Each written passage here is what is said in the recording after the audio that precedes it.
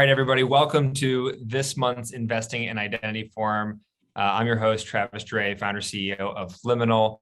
For those of you that don't know us, we are a boutique strategy firm focused squarely on the digital identity, fintech, and cybersecurity space. We do a few things. We focus on market intelligence, product design, go-to-market, as well as M&A. So if you have any questions about digital identity or fintech or cybersecurity, you want to dig into some of these things, please do reach out. We're always happy to nerd out with you guys. But with that, want to kind of welcome our guests for today. Will Charnley, a manager here at Liminal, and Dave Fields, a partner at PTB Ventures. Welcome, guys. Thank you for having me back. It's per usual. Yeah, good to see you guys. Obviously, we don't have Cameron today. He's enjoying St. Martin right now, so we feel bad for him. Yeah, feel very bad for him. But yeah, so obviously this is a short month, right? We typically wait till sometime later in December to cover some of the trends here, but we felt that with the holidays and with the amount of activity that's happening currently, that this would be a good time to have it. So let's go ahead and jump right into it. So some of the notable deals that we've already started to see this month, obviously we had to kind of drill it down, but I think the big one that had everybody's eyes raised up a little bit was Incode raising $220 million on their Series B, putting them well over the $1 billion mark. Pretty wild. I think the identity verification, identity proofing market just continues to surprise us, and we'll talk about that more here in a second. Next was Cycode. So keeping with the code names, Cycode taking on $56 million on a Series B to help secure some software supply chains. And this is an interesting startup that we've been watching for quite a while as we internally here at Liminal start to dig into IoT and the industrial IoT side of things and trying to figure out what does that mean for digital identity. It's a really interesting space, and I'm sure we're gonna have some research on it soon. And then the next investment that we wanted to cover was Casada, which is taking out about $23 million in a Series C funding for online fraud and new automated threats. And this is in parallel with Cognito, which took on another $100 million for bot detection. These two companies, I mean, not very similar, but I think you can kind of you can draw a line to these. With Casada, with Cognito, with White Ops, now human security, with Data Dome this past year. I think we've seen a lot of activity kind of in this very specific automated threat area where you're going to be seeing more behavioral analytics, threat detection, and those types of product feature sets taking on some big money, right? I think that's obviously kind of the takeaway there. And then from a M&A side of things, when we decided to have this session, kind of early mid-December, I did not expect to see these types of deals happening in December, but Avast acquiring Evernym, pretty cool. We're going to break down this deal in a minute, but really, really surprised, but also very intrigued by this. I think this is a really interesting deal. Again, we'll cover this more in a minute. Jumio acquiring Forestop, less surprising, right? Jumio taking this on, obviously, probably the leader in the space currently right now, but building out, focusing on this orchestration platform needs. Something we've talked about quite a bit over the past several months here. I think maybe it was our September or October forum where we were breaking down the kind of the rise of the orchestration vendor. This is obviously in direct, kind of a direct parallel to that. And then lastly, Moody's acquiring Passport. So interesting, right? I think they also acquired a company called Company, which is also a KYC company alongside this. But it kind of raises the interest, piques my interest a lot with what's Moody's doing with this. How are they going to put this into a product portfolio and start to expand upon it? So those are some of the notable deals from this month. So let's go ahead and break it down. So what I've asked our guests to do this month, so both Will and Dave have been asked to kind of pick which one they thought was most interesting, and we'll talk a little about each of those. So starting with Incode, and we of course, for those of you who are watching this video, we have our digital identity landscape. For those of you that are listening to this, we have our landscape up with several of the current positions marked, but we'll try to cover what we're looking at visually here. So Will, tell us about Incode and why this deal is kind of eye-raising. Yeah, thanks, Travis. So I think first off, let me just say welcome to the newest unicorn in identity proofing for the folks over at Incode. As Travis mentioned, Incode is pretty unique. They're kind of smattered all across our digital identity landscape here. Solutions in biometrics, authentication, identity verification, and document verification. But we would primarily put them in the identity proofing bucket. I think what makes them pretty unique as a vendor is Incode has a lot of their own proprietary technology. One of their big claim to fame is their passive liveness, which actually puts them in kind of indirect competition with biometric vendors like iProve and FaceTech and those folks as well. Really unique in that they also tend to focus on areas that have low to medium level devices with lower level cameras. So their big kind of sticking point is that no matter the device, they can do identity proofing with biometric liveness. In terms of the actual deal, this is, I believe, the now 4th identity proofing vendor to hit unicorn status over the last 6 months, 9 months, I should say. We had ID.me in March at 1.5 billion. Persona with a double raise in May and September, valued at 1.5 billion. In July, Authentic ID at $1 billion.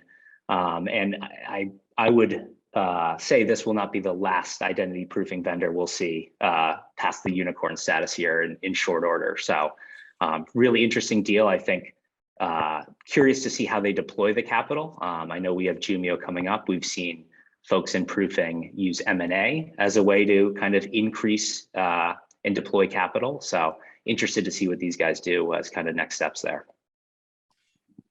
Well, could you just describe passive liveness a little bit more for me? I'm used to thinking about different, certain passive measures in more authentication, but this is kind of the first time, or, I've heard somebody really mention passive liveness as far as onboarding or proofing. How does that work?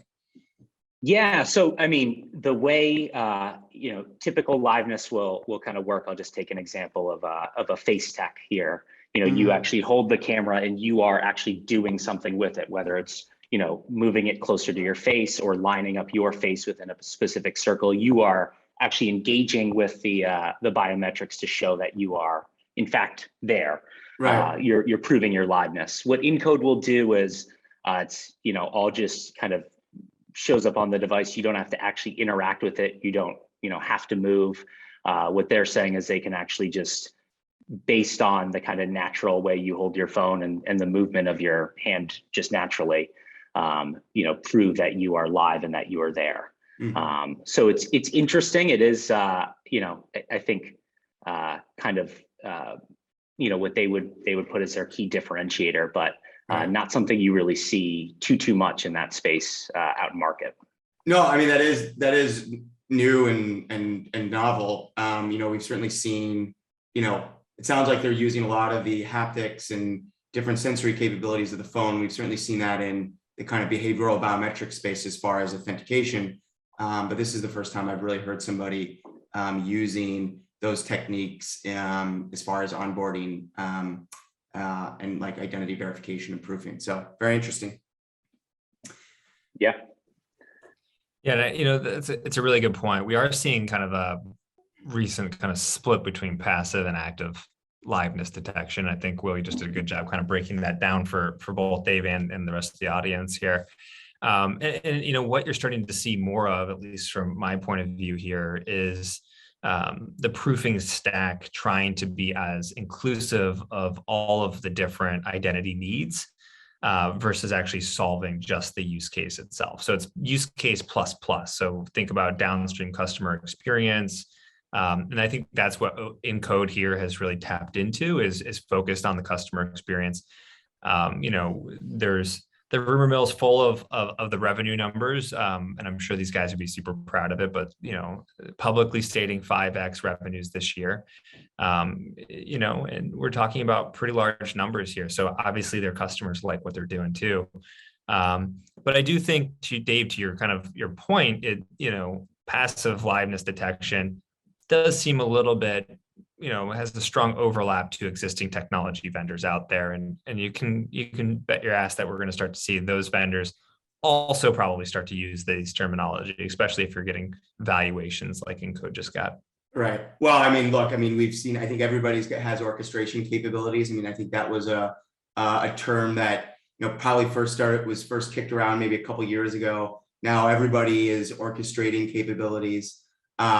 Passive, I'm sure we're gonna see that. There's from a, just like you said, the user flow is better, right? The more you can remove overt, like gestures from the onboarding flow, the happier it's going to make consumers, right? So anytime there's a consumer sort of deployment, people want to, or enterprises, businesses are trying to put as much in the background, have as much be passive as possible, right?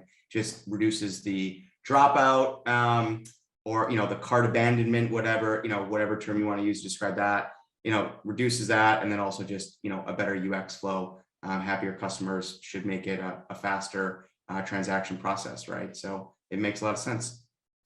Yeah.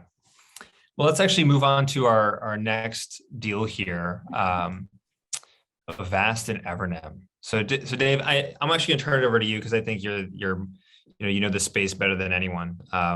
So why don't you kind of break this one down for us a little bit? Yeah, I think I suspect that most listeners of or attendees of the webinar probably have some familiarity with Evernym.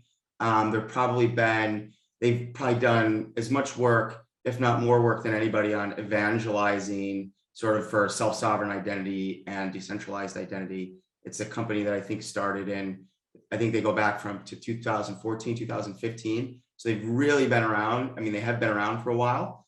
And they had a pretty big team, and they've done a lot of work. So what I think is interesting is this. I think by my count, and guys correct me if I'm wrong, I think this is the third acquisition where we've seen an enterprise software company buying a vendor that's in the decentralized identity or self-sovereign identity space. ShowCard was acquired by Ping. Learning Machine, which was an investment that PTP Ventures made, was acquired by Highland Software, and now we've seen Avast acquire Evernym. So I think there's that's 3 acquisitions in this space, right? Now I think, if you just read kind of the headlines, or you paid, some of the subtlety or nuance, we haven't really seen any of the deal prices be announced. Usually if these are return the fund style VC investments or really big exits, usually we'll see a price kind of in the news release. So to me, nobody's really gotten to really big scale in this space yet. Nobody's really cracked the nut in that regard. So it's kind of odd, or it's not odd, but there's clearly something there. I think to people who have been critics of DID or SSI, I think they perhaps have got it wrong as far as saying that there's nothing there, or there's no there. I think what we have seen though is that it's taking longer, and getting these solutions to scale on the enterprise side is just, you need some sort of like incumbent to help out. Or certainly there are incumbents who see something there, see the opportunity to buy some innovation, and then distribute that through their existing customer relationships. To me, I still am a big believer in decentralized identity and SSI. I just think some of the use cases, people haven't really figured out what the right use case is to get some of these solutions to scale yet. And I think we're probably going to start to see that much more in sort of the decentralized finance, or now we're seeing the term Web3 used a lot. I think we're going to see consumer use cases where SSI is going to get to scale, but it's not going to be in some of these hybrids where we were seeing, ShowCard was really looking at identity access management. Learning Machine was really working on credentialing and records. And now, Evernym, which was doing, I think, just about every, pursuing just about every use case you could think of, has now been bought out. So I think what we're going to see is that some of these other what right now may look a little wackier or zanier, right? I think everybody is probably a little nauseated by Web3 and NFTs at this point, or like I find it a little nauseating at this point. But that's where I think it's actually gonna, I think that's actually where there's gonna be a tailwind. And so I think the thing to watch as we think about, the outlook for 2022 and the years beyond is to see maybe some different use cases. And it's not gonna be password killing or IAM or some of these, those aren't going to be the use cases where we're going to see the really big decentralized identity companies born. So that's kind of my takeaway on this deal. And, I'm curious what you guys think. And, if you think I've got it wrong or where you would push back or where you agree. Yeah, I mean, I'll go ahead and Will, I would love your position because obviously you've been thinking through how companies like Avast can play in the market. But just to kind of respond directly to some of the comments there, Dave, I don't disagree at all. I actually, as have kind of firm conviction in the Web3 kind of tailwind, right? I think that there's definitely a lot more there now that we've got out of kind of the early introductory phase. We're now into kind of early growth phase for a lot of these identity companies. And I think companies like Passbase, a deal we didn't cover here, but obviously they just raised $10 million recently. That was announced. And they're focused on KYC for Web 3.0. I think that's an interesting one. Companies like Parallel Markets, companies like Trinsic, right? These are companies that were founded in 2018, 2019, a little bit more pep in their step, a little bit more exciting from I think investors' perspective. They haven't had too many false starts, and they're I think have a good brand name. So I expect to see kind of a new wave of these companies. So not super surprising that Evernym gets picked up from a company like Avast. Yep. But also there's a handful, there's a nice crop sitting right beneath this that are probably licking their chops at this and saying, hey, this is a real opportunity for us. This just showed institutional value for what we're building. But yeah, Will, curious to hear your thoughts on this. Yeah, I mean, look, from the, I know we have a Avast map up here. They're situated in antivirus, and then with Norton, also an endpoint security, network infrastructure security, identity theft protection, and password managers. I don't think, we saw for Avast specifically, right, in November, they launched a browser security and reputation plugin. That was a product they recently launched. And I think on kind of the back of this are now acquiring Evernym. I think, you're kind of seeing them really try to push into what is their position on the right side of our digital identity landscape into a more central position, specifically targeting customer use cases and identity wallets. And I think, a lot of players in that space, not just Avast, are considering their future and where they lie in kind of their placement, especially as a B2C type identity product, and looking at that identity wallet and self-sovereign identity spot and saying, can we move that way to get closer to the center? So I think, Avast is moving that way, and I think we'll see others doing the same thing. Yeah, and I think the last thing, and just to kind of add on to that, it kind of spurred the thought here. I mean, both Dave and Will, you guys both kind of mentioned size, scale, right? Incumbents, Norton, right? You mentioned Norton. Avast has over 400 million users, right? And when we're thinking about these things getting scale, maybe that is the play. You have to kind of start with something with scale, add this to it, and see what that recipe tastes like when it's done. But that's what it seems like to me, and this is really exciting. But something we'll probably see a lot more about. But want to keep us moving here to the last deal, which is Jumio and Fourstop. Again, this is probably the least surprising, given because it actually has really great synergies across the board. You can kind of naturally see how this plays quite well. And what we have up on the landscape here is Jumio's market map. You can kind of see we have them dominant in the proofing side, but also covering authentication, fraud prevention, IDV, background screening, KYC, and regulatory compliance, transaction monitoring. Fourstop, they have over 250 data sources, right? This thing automatically kind of puts them not necessarily in the data aggregators and credit bureaus bucket, but they do have enough source data that I think you can kind of put them there for now. And so you can start to see how this landscape's really filling out for Jumio. My understanding is the deal was economically, it made a lot of sense here, but also it gives Jumio a technical advantage, and it really kind of lets them skip a whole big chunk of their product roadmap, which included getting additional data sources for global coverage. We also know Jumio is winning a lot of business globally with bigger and bigger enterprises, right? So this only strengthens their existing position with current customers.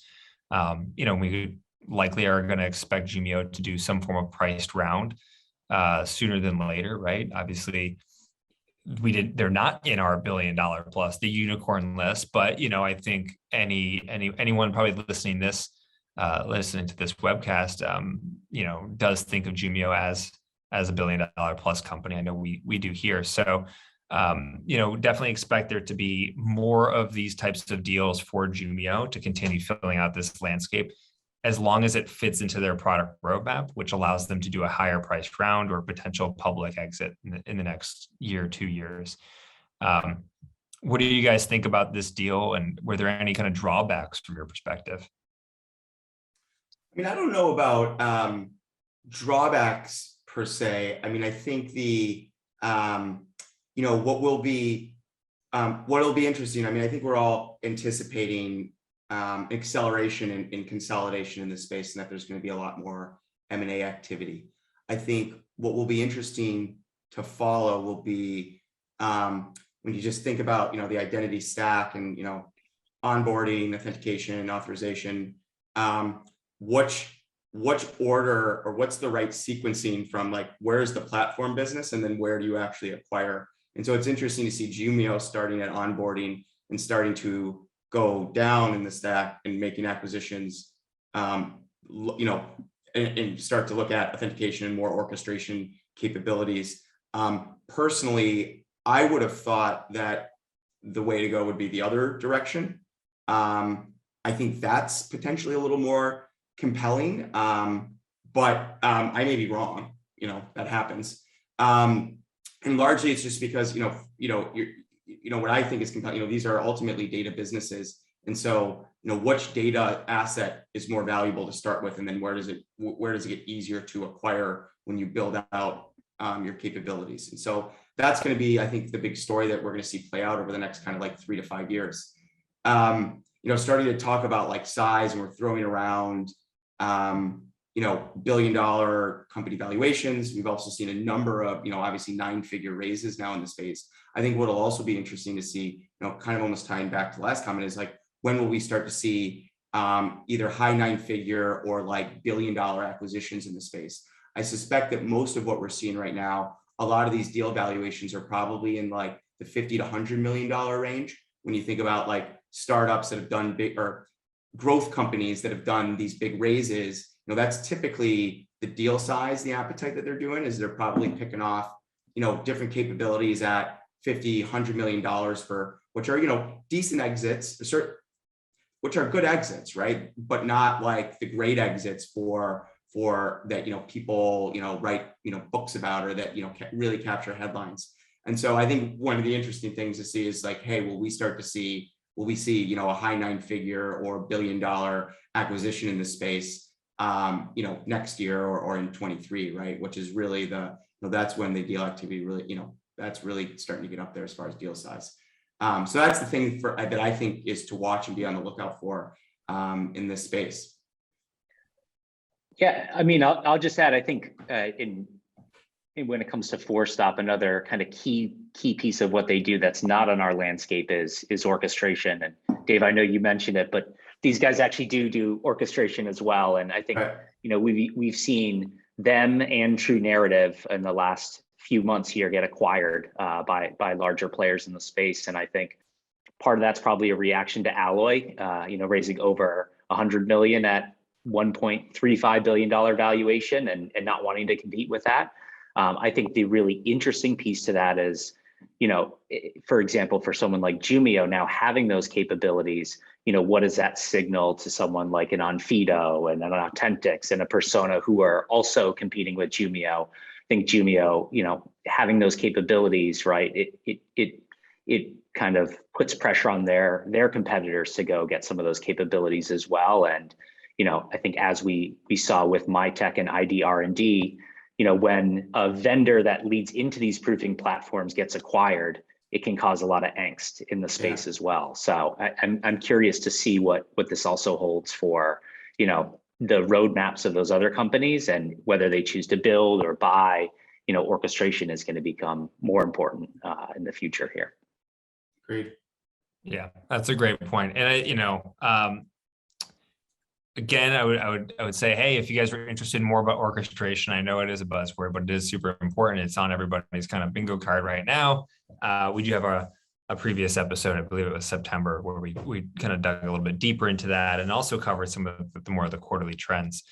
But with that, one of the things we wanted to do different this session was actually shorten it a little bit, cover these specific deals. And so this is actually where we come to our end and our kind of early conclusion for this, for the investing in identity forum. But before we go, wanted to bring up, we have some latest research here at Liminal. And if you guys haven't, one, if you didn't know we have research, I would implore you guys to check out our website. But two, we've also really been focusing on producing a lot of proprietary research and insights and publishing it as we learn it ourselves. So we've kind of taken a different approach under the Liminal banner to internally try to challenge our own assumptions and then publish our findings for everybody else. And that's what we did this last quarter. We've been digging a lot into consumer digital identity. So we have 3 reports out there, the latest being the Life of Pies, or personal identity ecosystems, something that we have crafted to help define where we think that there is a bridge between current state identity 2.0 to future state identity 3.0 that deals with more of consumer privacy control. So if that's interesting to you, definitely check out those research reports online. You can download them. They're all free, of course. And if you have any questions about our research, we'd love to hear you guys. You can email us at research@liminal.co.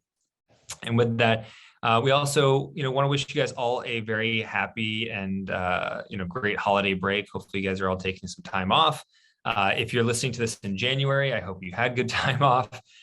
We will be publishing our predictions for 2022, as well as our updated digital identity landscape. So this was the last Investing in Identity forum where we're covering our 2021 landscape. We'll be going through our 2022 landscape going forward, which has some kind of significant changes to that. And so we have, you'll be able to see a lot of those insights. So make sure you guys are all plugged into our newsletter and checking our website regularly, because we will be publishing that in early January. And so with that, I want to thank Will and Dave for joining me on this shorter abridged version of the Investing in Identity forum. And if you guys have any questions, feel free to reach out to us directly, and we'd love to hear some of your feedback on this session as well as all of our other sessions. Thank you. And thanks again, Will. Thanks again, Dave.